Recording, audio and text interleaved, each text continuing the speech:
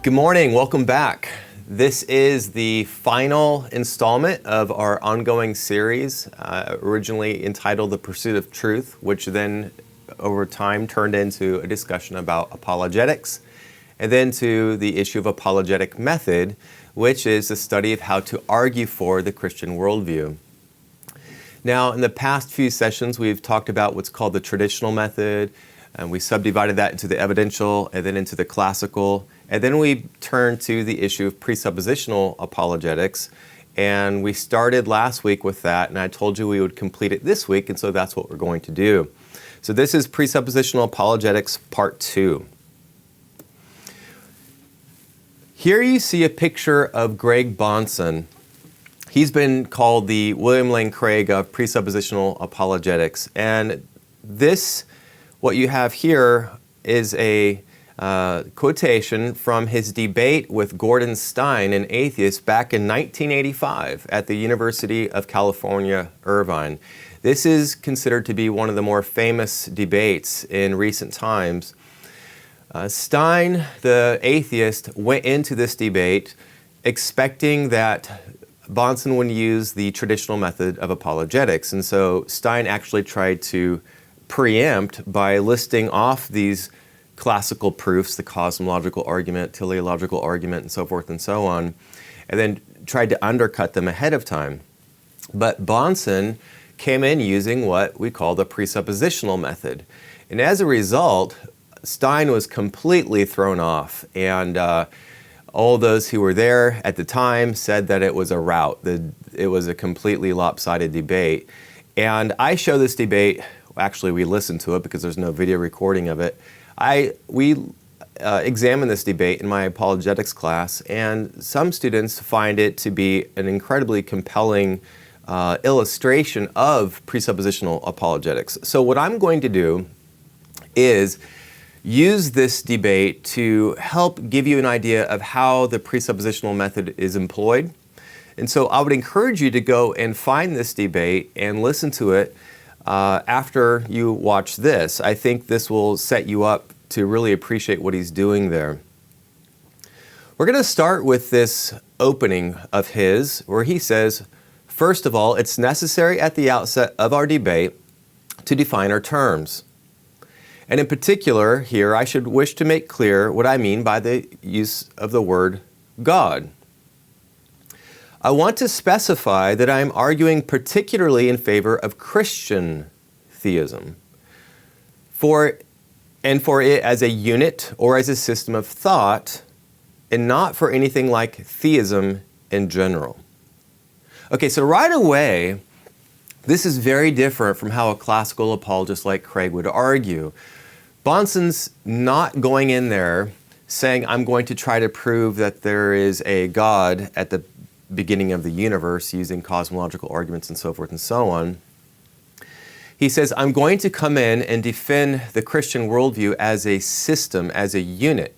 And you might recall from last week that this is very much in keeping with what James Orr said, that we need to defend the Christian worldview using the entirety of the Christian worldview, because that is what he said was going on now in the modern world. It's a clash of entire worldviews. Now, Bonson goes on to say, since I am by the grace of God a Christian, I cannot, from the heart, adequately defend those religious faiths, such as deism, Islam, etc., with which I disagree. My commitment is to the triune God and the Christian worldview based on God's revelation in the Old and New Testaments. Well, what does Bonson mean here? He's saying, the classical apologist, by arguing for sort of a generic theism, is using arguments which even a deist could use or a Muslim could use. In fact, Muslims are very fond of William Lane Craig's arguments, or just general classical arguments for the existence of God. Because what Muslims and deists and others would say is, we agree with Christians and with others that there is a God, a creator, and the differences have to do with the detail about who he is and whether he's revealed himself and where he's revealed himself. Is it Muhammad? Is it Jesus? So forth and so on. But they would say they have a common denominator in this bare theism. a belief in a supreme being. And what Bonson is saying is, no, that's not the God I worship. He's saying, I worship the triune God, Father, Son, Holy Spirit, who has revealed himself in the Old and New Testaments. And so that is the conception of God and of the theology as a whole that I want to defend. So this is already a really different approach than what you might see in a typical classical debate with an atheist. Okay, so what then is this presuppositional method? I'm going to define it and divide it into two major dimensions, what you might call a negative dimension and a positive dimension. First, the negative, or what not to do. Presuppositionalists often go to Proverbs 26, verse 4 and 5 to explain their method. Here's verse 4. It says, "Do not answer a fool according to his folly, lest you also be like him." Now, fool here means someone who is not fearing God at the outset of his thinking, someone who is using his autonomous, sinful reasoning to reject God's revelation. And what the precept is saying is, we're not to answer a person like that according to their own presuppositions. Why? Because if you do, then you're going to be like him. So this is a prohibition. It's a saying what not to do. Now, as it relates to apologetic debate, the idea would be that we're to avoid any style of argument that implicitly validates non-Christian presuppositions, such as Stein's secular assumption that God as creator is not already evident apart from argument, or that man is not suppressing the truth in unrighteousness. To grant that would be to feed what we called last time self-deception and to discredit the biblical teaching in the process. And there you see again the picture of the guy sawing the branch off on which he's sitting. So maybe an illustration would be, let's say a psychiatrist is trying to work with a guy who thinks he's Elvis Presley. And so the psychiatrist is trying to gain the guy's favor and trust by kind of going along with this and saying, so, have you had any concerts recently? And, how are your songs going, right? If the psychiatrist were to do that, that would be to implicitly affirm the person's delusional state of mind, right? And we don't want to do that. We're trying to get him out of that delusion. And so in an analogous way, a precept would say we can't reason with the secularist as if he might actually have a point in thinking that the world doesn't reveal God clearly, or that man's not suppressing the truth in unrighteousness. So what is the positive side of this method? The positive side is often called the transcendental argument for the Christian worldview as a system of thought. I know that's a gnarly word there, transcendental.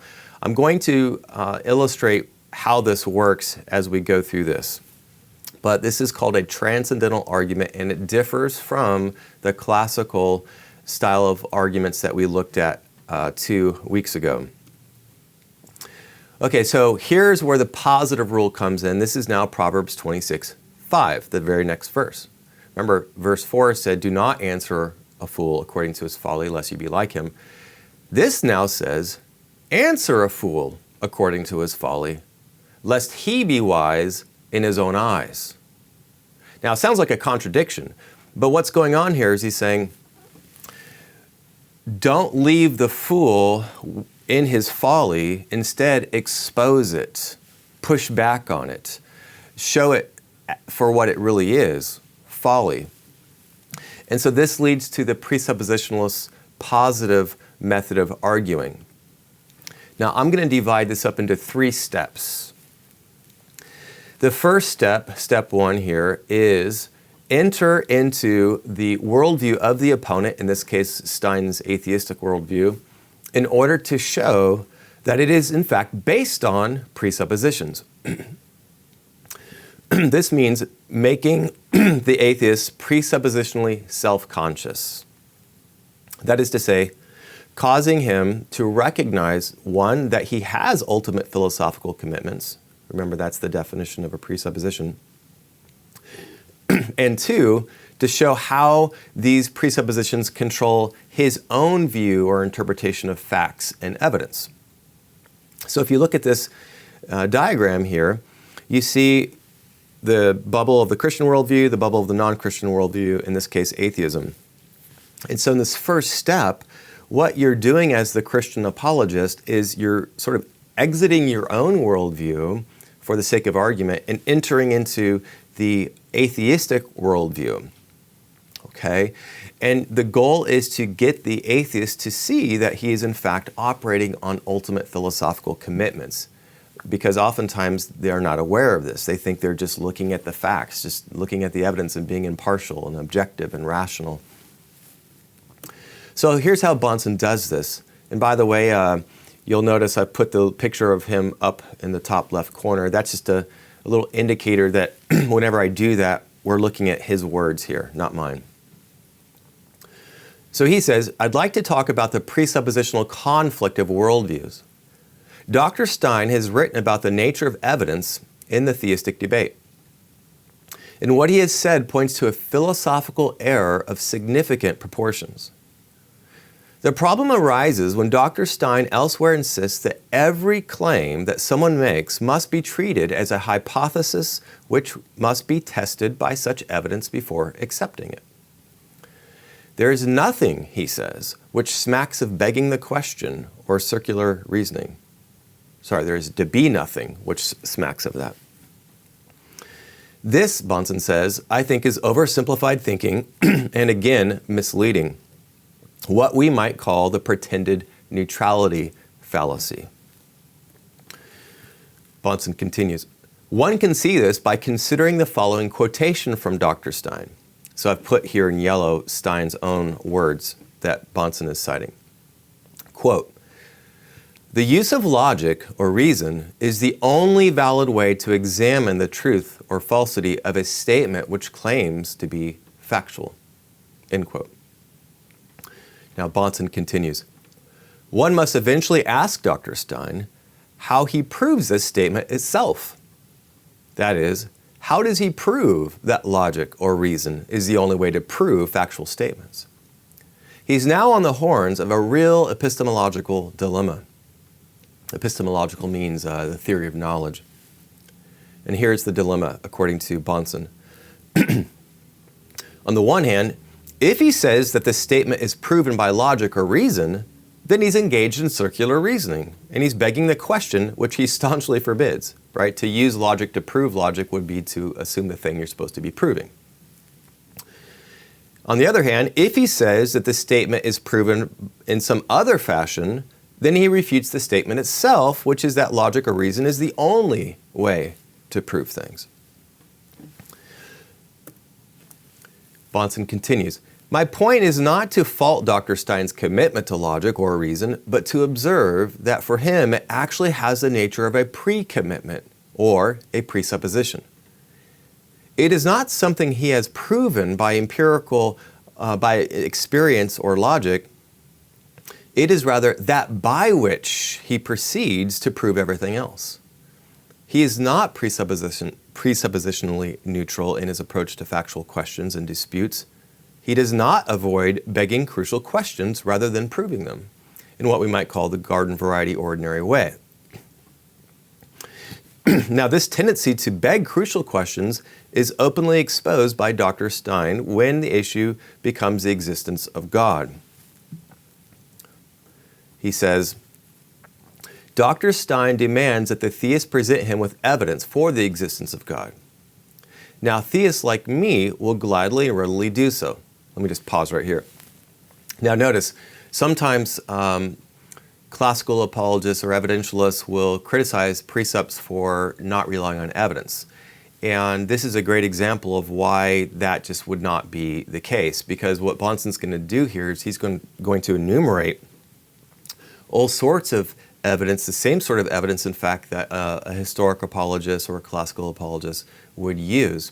The difference we'll see, though, is in how that evidence is used and how to square those arguments with your opponent's worldview. So Bonson continues. He says this, There is the evidence of the created order itself, testifying to the wisdom, power, plan, and glory of God. One should not miss the testimony of the solar system, the persuasion of the sea, the amazing intricacies of the human body. Notice these are all arguments for God as creator. There's the evidence of history, God's deliverance of his people, the miracles at Passover night and the Red Sea, the visions of Isaiah, the Shekinah glory in the temple, the virgin birth of Jesus, his mighty miracles, his resurrection from the dead. There's the evidence of special revelation, the wonder of the Bible as God's word, unsurpassed in its coherence over time and its historical accuracy and its life-renewing power. In short, Bonson says, there's no shortage of empirical indicators or evidences of God's existence, from the thousands of stars in the heavens to the 500 witnesses of Christ's resurrection. But, and here's the key, this is where we're now turning presuppositional, but Dr. Stein precludes the very possibility of any of this empirical evidence counting as proof for God's existence. Okay, so insofar as Stein is consistent with his own presuppositions, none of those lines of evidence that Bonson just listed will ever get through. They will be shredded in the presuppositional shredder of atheistic materialism or naturalism, right? In fact, Bonson quotes Stein here in the block text. So listen to this. This is now Stein speaking. Quote, "Supernatural explanations are not allowed in science," which is Stein's professed standard of how we go about knowing anything. "The theist is hard put to document his claims to the existence of the supernatural if he is in effect forbidden from invoking the supernatural as a part of his explanation. Of course, though, this is entirely fair, as it would be begging the question to use what has to be proved, that is to say, God, as part of the explanation." Do you see what's going on there? That Stein's saying, in order to approach this issue of God's existence, you need to start with an essentially naturalistic perspective on how you go about knowing, a naturalistic definition of knowledge, a naturalistic epistemology. In short, then, what he's doing is he's making it impossible at the outset to ever get to God because he's blocked it out. He's stacked the cards ahead of time. So Bonson says this, quote, "In advance, you see, Dr. Stein is committed to disallowing any theistic interpretation of nature, for God as creator, history, for God as redeemer, or personal experience." Notice how Bonson puts that, a theistic interpretation or worldview. Remember, a worldview is a systematic interpretation of God, man, and nature. And what Bonson is saying is that Stein is pre-committed to disallow, to forbid any kind of Christian theistic interpretation of man or nature until you first get to God.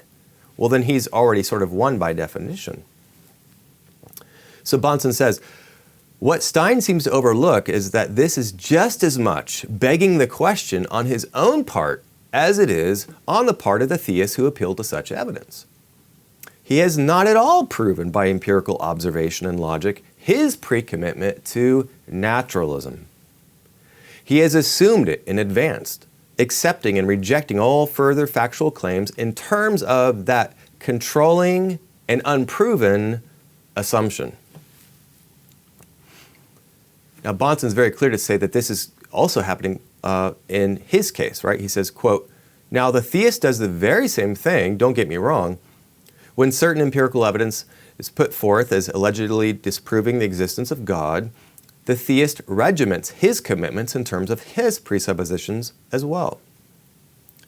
Just as the naturalist would insist that Christ could not have risen from the dead, or that there is a natural explanation yet to be found of how he did rise from the dead, so the supernaturalist insists that the alleged discrepancies in the Bible have an explanation. Some yet to be found, perhaps, or that the evil of this world has a sufficient reason behind it, at least known to God."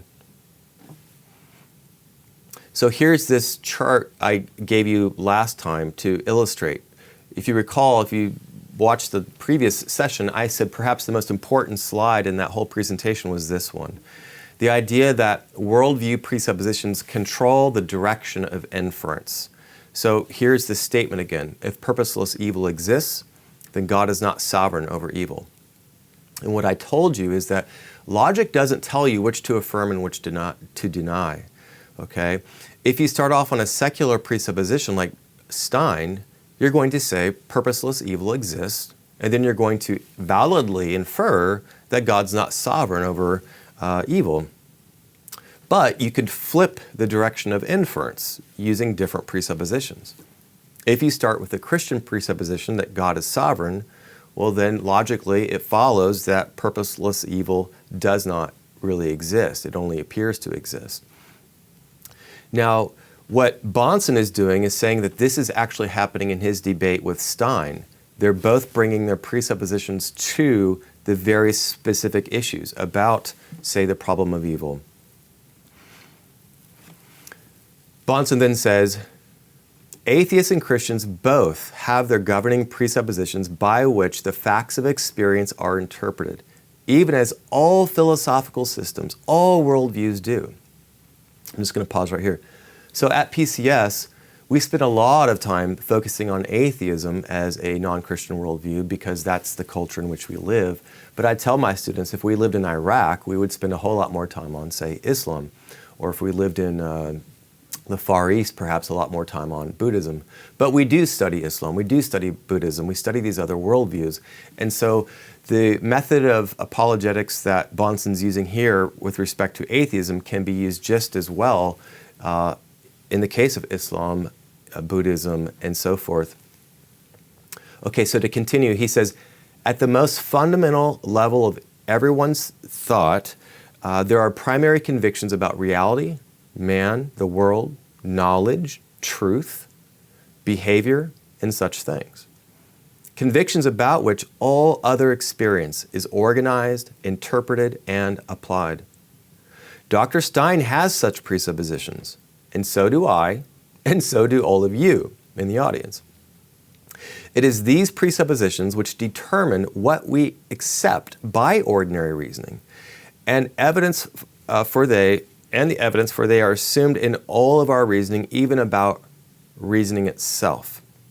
It looks like I somehow left out a couple words there in that quotation. Sorry about that. But that last part is really critical.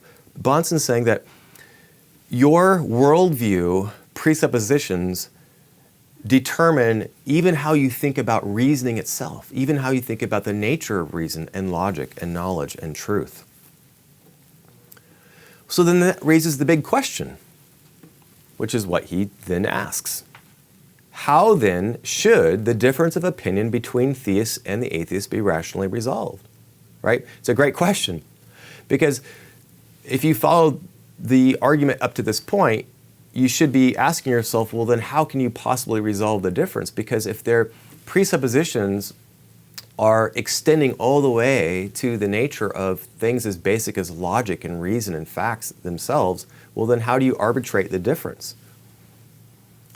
Bonson says this, arguments over conflicting presuppositions between worldviews therefore must be resolved somewhat differently and yet still rationally than conflicts over factual existence claims within a worldview or system of thought. Okay, what does he mean by that? I've given you here a picture to try to visualize this. So if you look on the left, that's the atheist worldview, that bubble. And on the right, the Christian theistic worldview. Now, notice that inside each of those bubbles, you have two people at a podium debating. So within the atheist worldview, you might have two atheists, okay?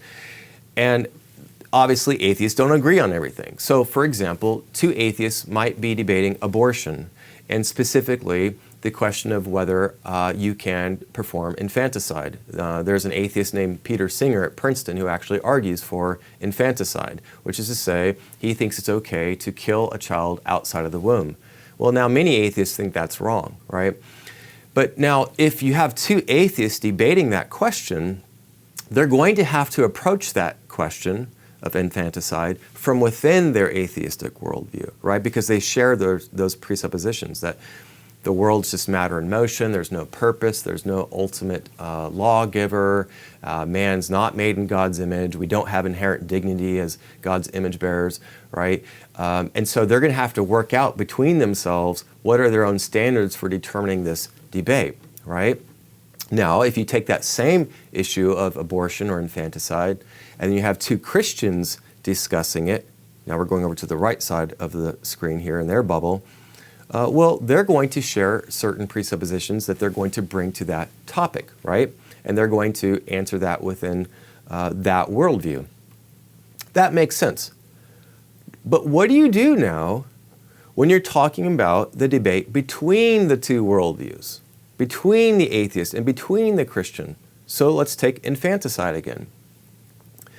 If you have a guy like Peter Singer saying that it's okay, and he's using his atheist worldview to get to that conclusion, and you have the Christian saying it's not okay, and he's using his Christian worldview to get to that conclusion, well, how in the world are they to resolve that? Because they're bringing radically different worldviews and presuppositions to that specific issue, okay?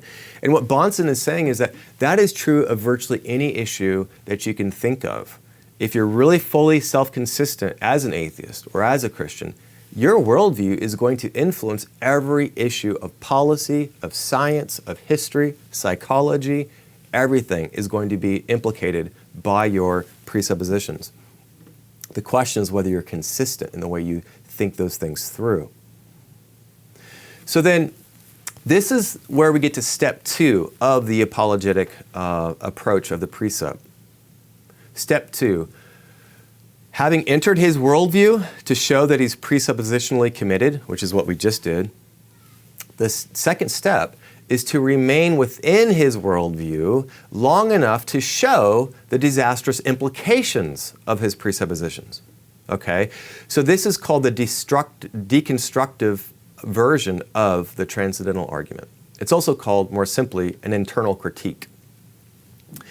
The goal is to show that the opponent's position, when consistently applied, reduces to absurdity, that it undermines the intelligibility of human experience, such as the laws of logic, of rationality, of scientific law, of moral law, of human freedom, or of the fact that we're both simultaneously great and wretched as human beings, right? How do we explain these things? And what Bonson is saying is, you need to go into that atheistic worldview and show that within that worldview, you cannot make sense of any of these fundamental principles of human experience. Bonson says this, quote, "The atheist worldview is irrational and cannot consistently provide the preconditions of intelligible experience, science, logic, or morality. The atheist worldview cannot allow for laws of logic, the uniformity of nature, the ability of the mind to understand the world, or moral absolutes. And in that sense, the atheist worldview cannot account for the debate tonight." So that was the end of Bonson's opening statement. What Bonson goes on to do in this debate, if you were to go watch it yourself, is he focuses in on what he calls the laws of logic. And he says that within a materialistic atheist worldview, you can't make sense of how there can be laws of logic because they're immaterial, abstract, universal, invariable. And everything about the atheist worldview is the opposite. And so his claim here, Bonson's claim, is if you assume atheism, you have no laws of logic. And if you have no laws of logic, you have no basis for debating. And so he uses this clever little strategy of saying, well, Stein showed up to have a debate, which means he thinks there are laws of logic. But if he thinks there are laws of logic, then, according to Bonson, he must also think there is a God who can ground the laws of logic. It's a very, very clever strategy. And again, I would encourage you to go listen to how it unfolds in that debate. I'm going to use a slightly different example. I'm going to use the problem of evil to illustrate this. I do so because this is, in fact, the most common argument for atheism. It's based on the alleged existence of moral evil in the world. If God exists, how come so many horrible things are done by people against other people, right? It's a very persuasive argument, for sure. But a precept's going to respond to it this way. In part, I should say. There's more that we could say, but this is kind of giving you a sense of how he's going to tackle this. He's going to use this internal critique by showing that on an atheistic worldview, there can't be any moral evil. Within an atheistic worldview, you only have purposeless, blind matter in motion. Somehow the human consciousness evolved out of that, and so we can experience pleasure and pain, but there's no moral significance to that. So suffering, this is the point, suffering, which is real, is not morally objectionable within the atheistic worldview. That is to say, the atheist cannot, if he's consistent, explain what's wrong with people inflicting suffering on other people. But if he can't do that, then he can't get his argument off the ground. He can't use the reality of evil to disprove God if he can't first make sense of the reality of evil itself. And so notice how this is going into the atheist worldview to undercut it, to undermine it from within. But the transcendental argument also has a constructive side to it, and this is step 3. And this is where, and if you look at the picture here, you're bringing the atheist or the non-Christian into the Christian worldview. So far, you've been camping out in his worldview. Now you're bringing him into yours. And the goal here is to show how the Christian worldview provides the conditions for the intelligibility of human experience. It can affirm, in this case, the problem of evil, it can affirm evil's reality. Evil is a violation of God's creative designs for humans and God's authority over us. It's a violation of his moral law. We can affirm the origin of it in the freedom of his creatures. We can affirm even the solution to it, the cross of Christ and the doctrine of the final judgment, for example, and much, much more. So within the Christian worldview, there is an explanation for the problem of evil. Moreover, and this is really interesting, the atheist objection from the problem of evil assumes God's existence as the source of good and evil. That is to say, in order for good and evil to even exist, real, genuine, moral good and evil, God must exist. Okay? So if you're going to use moral evil, you must already assume God as the presupposition for making sense of it. And therefore, insofar as the atheist argues from it, he must assume the very thing he's trying to refute, Christian theism. So we could put the atheist dilemma this way, and here is the premise. If God does not exist, then evil does not exist. Okay? If God does not exist, then evil does not exist. Now, the atheist has two options here. He can deny God, but only at the cost of having to deny the reality of evil. Or he can affirm evil, but only at the cost of having to affirm the reality of God. The idea would be he doesn't have a third option. And this would obviously be a fatal dilemma for him. So here's now the general form of the transcendental argument. It can be applied to so many other issues, whether it's the laws of logic, morality, human freedom, the laws of nature, the uniformity of nature, how reason can actually know anything, so forth and so on. The premise is simply this. Human experience is intelligible if and only if Christian theism is true. Notice Christian theism as a system of thought. So this means we have two options with respect to this fundamental premise. You can affirm the intelligibility of human experience, and then you would have to affirm Christian theism, or you can deny Christian theism, in which case you would have to deny the intelligibility of human experience. You would have to say life is meaningless, inexplicable, incoherent, irrational, and unlivable. That would be the transcendental argument in a nutshell. All right, so I'm going to give you some concluding thoughts now on this whole sort of sub-series on apologetic method. We've looked at the traditional method, we've looked at the presuppositional method, and at the end of the day, a couple things here that all the students learn, and again, I should just remind you of the fact that the way I teach this at Providence is I give them the different perspectives, and then I let the students actually debate those perspectives and discuss them themselves, and then come to the best conclusions as to which side is most persuasive, most biblical, most effective. And as you can imagine, there's some really good, healthy debate amongst our students. They learn to respectfully disagree with each other and to come to conclusions on their own in light of Scripture. And it's just a really neat thing to see. But a couple things that they all learn here is that while the differences between the evidentialists, the classical apologists, and the presuppositional apologists are important differences, okay, the fact remains that these are all brothers and sisters in Christ, all brothers and sisters in a common cause who can learn from each other. So a guy like Bonson, a guy like Craig have a number of important differences, but they're both Christians who love the Lord and are seeking to honor the Lord with their gifts and trying to work out what it means to apply and defend the Christian worldview in the public square. And so that's something that we need to appreciate here and recognize.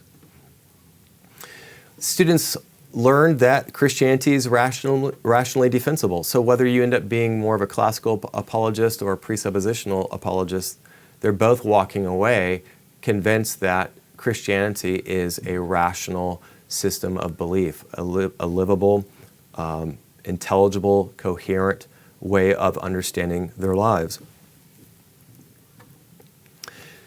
They also learn, and this is very important, that apologetic encounters are person variable, that we should treat individuals as individuals.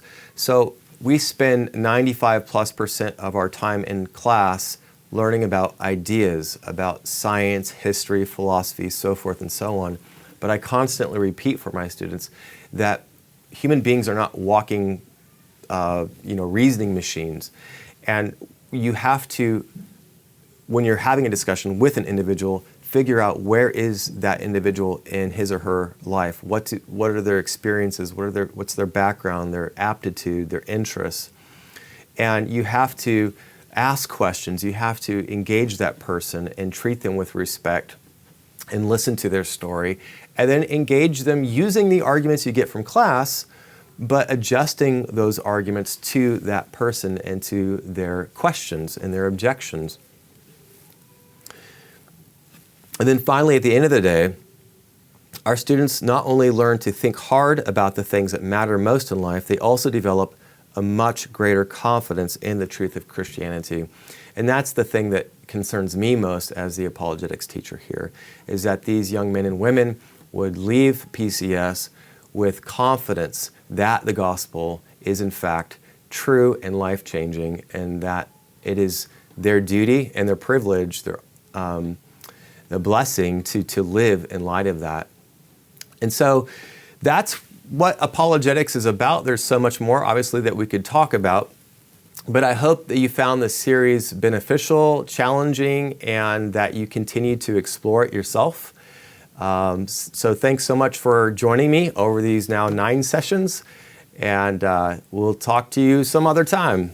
Bye-bye.